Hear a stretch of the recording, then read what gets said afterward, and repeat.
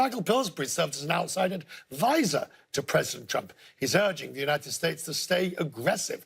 His book is called The 100 Years Marathon. Mr. Pillsbury argues that China has a plan to replace the United States as the global superpower. Michael joins me now. Good to see you. Thank you. I would imagine if you were to answer the question, is Donald Trump too tough, you'd probably say you're not either not tough enough or just about right. Well, as of Sunday, it's just about right, don't you think? What purpose did it serve to make those tweets and those comments? Well, I argued in this morning's Wall Street Journal in great detail why the tariffs being increased are a good idea. It's not to seek a short-term confrontation or drive the market down, obviously. It's to have an agreement that the Chinese have an incentive to comply with. There have been a lot of problems, including Nancy Pelosi's criticism in 2001 with the Chinese not following the WTO rulings against them.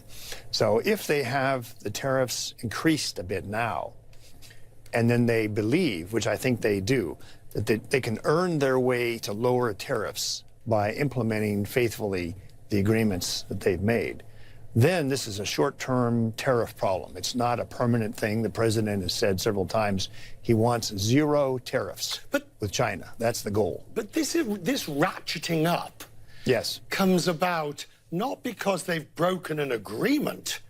Yes, it does. Well, yes, hang on. They've reneged on some written agreements. They haven't. That's the problem. Those agreements haven't been signed yet, and they're negotiating documents between the two sides. And the suggestion is that the Chinese are not going to follow through on what they'd said they would do. That's basically the gist of it, and that relates to technology transfer issues. But my point is, in the battle of the carrot and the stick, it seems to be a lot of stick and little carrot. No, there's quite a bit of carrot. The Chinese have what they call their 10 negotiating points, which were leaked, I think, by the Chinese about a year ago. And they're going to get some of those points. They also want better access to the American market. They want to purchase high-tech American goods. They've got a list of things they want, and they're going to get some of them.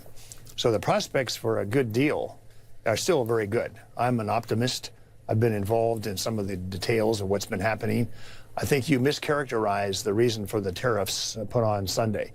The word renege, the president used the word renegotiate.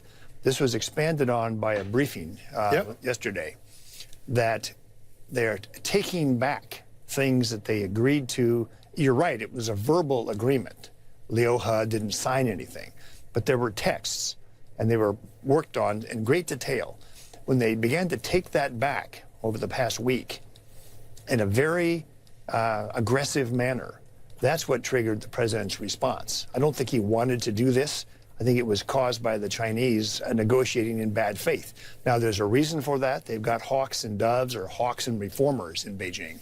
It's possible the reformers were okay with the deal. The hawks finally got a look at it, the whole 150 pages, and they were shocked by the concessions that had been made. So they got their chance. You know, now the president has called them on it. So President Xi, I suspect, is now going to move more toward restoring the original agreement. And these tariffs then can be used as an incentive for China to keep their commitments. You can be very optimistic about this. It's interesting that Chuck Schumer is also urging a very hard line, and Nancy Pelosi as well. Yeah, which suggests that the president, enjoys broad-based support.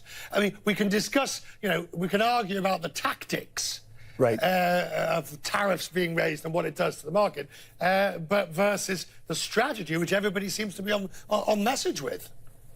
I think it's the accumulation, Richard, of intelligence information over the last 4 or 5 years that the Chinese really have been engaging in misconduct in a whole variety of ways.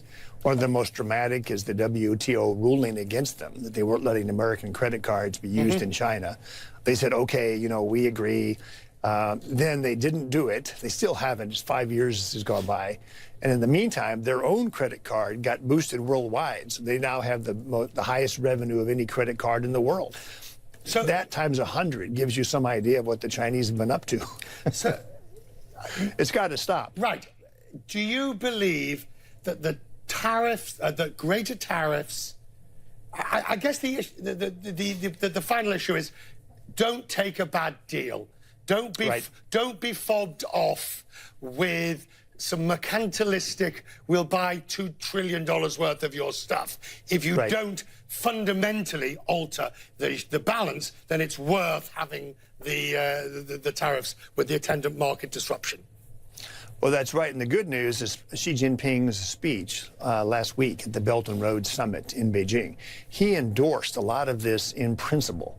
That's why I present to you the theory of the hawks versus the reformers, that it seemed as though President Xi was going along with all this in his speech. Somebody got a chance to let's have a test of strength with President Trump and see if we can back off on some of these concessions. It didn't work, but it doesn't mean the end of the talks. It means the process goes forward. And frankly, if we can get a good deal where there's no cheating in the next year or two, we avoid a lot of trade friction that would also drive the market down next year during the election in 2020. Nobody wants that in the White House. We'll talk more about it. Michael, thank you very much. We did need you today to help us understand the wherewithal of all of this. It's much appreciated that you've given us time. Thanks, Richard. Thank you.